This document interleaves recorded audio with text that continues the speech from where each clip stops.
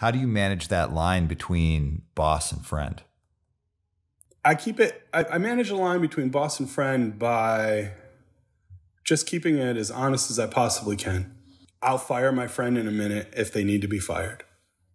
I won't, I may take some time debating on what that means, if I have to, but I'm not going to not do what's best for the bigger picture because someone is my friend. And if they're really my friend, they'll be able to talk to me about it and we'll be able to work it out and come to some sort of understanding and it'll be okay. And if they're not my friend, then we won't. And therefore, you have one less thing that you have to worry about.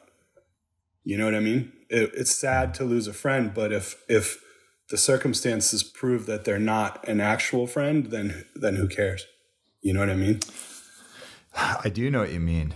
Owning a business, man, it's tough, especially businesses where you employ people that you genuinely like and become friends. But what you just said is it simplifies life when relationships change because you had to make a decision. And if people are still with you afterwards, it's like, yeah, that's one hell of a friend. Good, tried and true.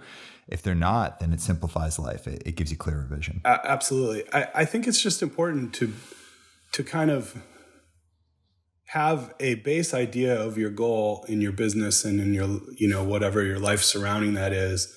Let that be organic and change, but know that you have to have some sort of a line in the sand where if it crosses that too much, then it's just got to be done, Yeah. And once you have that, but you also let them know that, you know what I mean? I tried with all my guys to clearly define the things that I'm okay with and not okay with, or rather the things that I'm absolutely not okay with. And everything else kind of goes, you know what I mean? We'll deal with it in the moment. But as long as you have that boundary and you're honest and open about it and straightforward about it in the beginning, then there's no question. I think a lot of that ambiguity and that like vagueness is a thing that really sets you up for a lot of headaches, failures, and whatnot later on, But a lot of people are afraid of that, man. Nobody likes confrontation anymore, but I think confrontation in a lot of people's minds has too strict of a definition, Like, I think you have to have, I think friendship, in order to have a real friendship, you have to be okay with confrontation with each other.